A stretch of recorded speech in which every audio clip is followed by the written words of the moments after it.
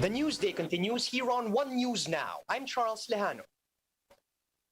Philippine College of Physicians President Dr. Marika Limping got a tongue lashing from presidential spokesperson Harry Roque during a pandemic task force meeting earlier this week. Tell us exactly what happened and her reaction to all of this. We have with us via Zoom Dr. Marika Limping. Good afternoon, Doctora. I hope you're doing okay. Most of us only saw the portion of the video of spokesperson Roque, shall we say, losing his cool during the Zoom meeting. Just for context, what was the last thing mentioned which may have caused him to react?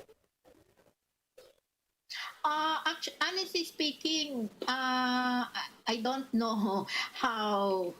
What's the reason that prompted that kind of a reaction? The only thing that I did was actually to appeal to the IATF to reconsider placing NCR under GCQ, because we felt that placing NCR under GCQ may even further increase the number of COVID-19 cases. And we stated the facts about the state of healthcare system in the country, and we were saying that it is already overwhelmed by this time. And so yung placing the NCR under GCQ will probably compromise more the healthcare system, which may even lead to the collapse of the healthcare system. Of course, as a healthcare worker, we do not want to see that happening, because in the end, yung mga kababayan natin ang magsasuffer. I understand that Secretary Roque has since apologized for his behavior, his emotions. And what was your reaction to the spokesperson's outburst? How did this make you feel at the time? And what are your thoughts now? Yeah, well, of course, with that kind of a reaction, I was surprised, and I think that it's uncalled for, especially since it was made by a public official, no? So I think that if ever there are any reaching out that will be done, no, to government, it should be taken as a means by which we can help government, no, attain the objective of containing this pandemic. So yun yung ano namin. So as I said, no, it is uncalled for. Now, as to the apology or whatever na sinabi ni Secretary Roque, because I also heard that, I think it's I don't personally, no, he should actually apologize, not to any, not to me or to my colleague who was also there, si Dr. Tony Dance, no, but he should apologize to the whole of the healthcare workforce, because nandoon po kami as a representative of the healthcare workforce, not for myself. Right, Doctora, this video has gone viral, and since then, some doctors' groups and medical professionals have called for the resignation of Secretary Roque as well as President Duterte. What are your thoughts on this? I think, as I said, no, talagang uncalled for, and this is an act, no, that is not expected from a government official. So personally, I can only speak for myself, and I hope that this will not be taken as a political, as anything political, kasi wala po akong any political affiliations, no? So we are here just for the health of the nation. So since it's uncalled for, I think the president should actually remove him from office. And it's, you know, the spokesperson kailangan malumanay, no? Hindi dapat yung ganyan ng mga outbursts. Otherwise, parang the spokesperson is the parang representative of the government, no? So parang hindi, it's a disservice to the president yung ginawa ni Secretary Roque. All right, Doctora, so much for Secretary Roque. For now, let's talk about the government's COVID response. The IATF has just approved the guidelines for the pilot testing of granular lockdowns in NCR, as there will now be just two quarantine classifications, ECQ and GCQ. What are your thoughts on this and the entire scenario in general?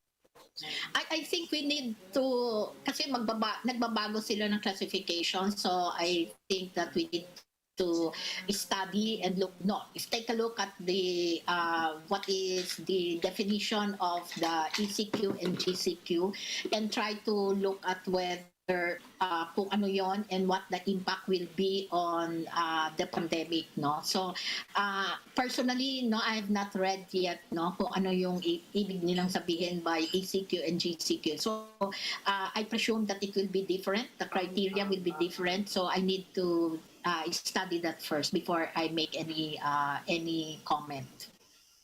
All right, thank you for your time this afternoon and do stay safe. That was Dr. Marika Limping, Philippine College of Physicians. Thank you. The Transportation Department will be re-implementing a directive obliging motorists to go to private motor vehicle inspection centers for their LTO registration.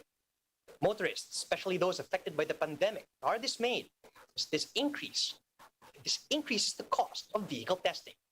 Gerard de la Peña with the details. Emission testing might cost him money, but security guard Robert has no choice. He needs to renew his motorcycle's registration at the Land Transportation Office. With the pandemic making him cash-strapped, he hopes there would no longer be additional fees for vehicle testing. Siguro, ang iba po siguro na kayang makaabil, pero sa mga kagaya ko po siguro, obligado po akong magsunod kung i-implement na po yun. In just a couple of weeks, Robert's fear could turn into reality. The Transportation Department eyes to resume the use of private motor vehicle inspection centers or PMVICs for vehicle registration with the LTO. Certification from emission testing centers will only be allowed if there are no PMVICs near the LTO branch. The range of inspections in PMVICs means higher cost. For starters, it charges 600 pesos for light vehicles, slightly higher than the rate at emission testing centers. Charge for motorcycles is pegged at 500 pesos compared to 400 pesos at emission sites. The implementation of the directive was suspended earlier this year, but with more than 200 PMVICs set to be accredited within the year, the policy is closer to being implemented. Inaayos lang po na maging parang even po at hindi na po mahirapan ang publiko sa pagpunta sa mga PMVIC. Pag naayos na po lahat, pwede na po natin gawing mandatory ulit. Despite the higher rates, some transport groups support the move. Magsuporta ko para sa kapakanan ng mga may-ari ng sakyang pribado, kaligtasan ng kanilang pamilya, at sumusuporta ako sa public transport sapagkat dito makikita po natin ang mga depresya ng ating mga traditional jeep. But for motorists, the implementation of the policy is ill-timed. Siyempre, dagdag na naman sa mga mamamayan yung additional payment. The DOTR said it will add more PMVICs as needed due to the growing number of vehicles in the country. For News 5, Gerard de la Peña, we are One News.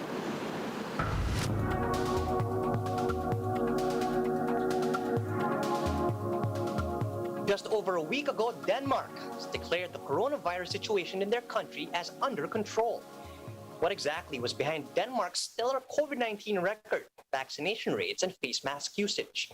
Danish Health Authority head Soren Brostrom says it's the people's trust. Let's hear more on Bloomberg Quick Take. We are sexual beings. Sex is healthy, sex is good. The Danish Health Authority is in favor of sex. And that went viral around the world.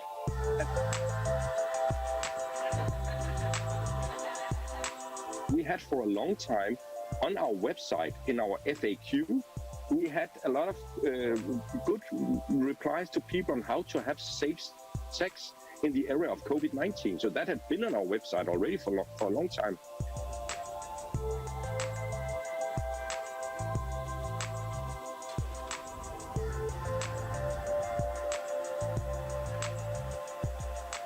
I tried to check on other healthcare authorities in other countries, and I was amazed to see that virtually none of them had any advice on safe sex in the COVID-19 pandemic, which of course amazes me because sex is a human health issue.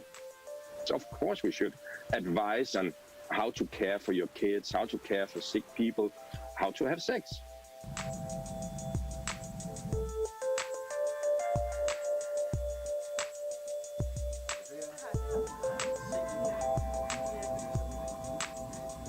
One thing that is certainly kept us very well through this pandemic has been the very high trust in us, healthcare authorities.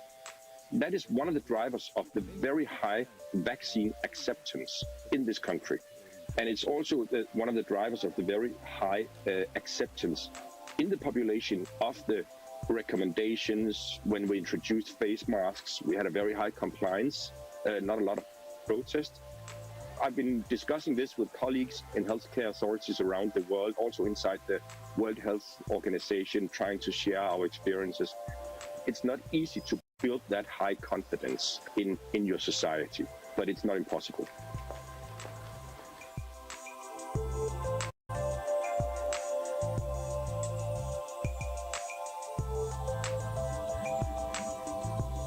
That was one of the most difficult decisions I was part of during this whole pandemic. We communicated very openly, very transparently, and also very detailed to the population. Websites, memos, publications, press conferences, explaining exactly why we did what we did. And that enabled us to maintain a very high confidence in our vaccine rollout.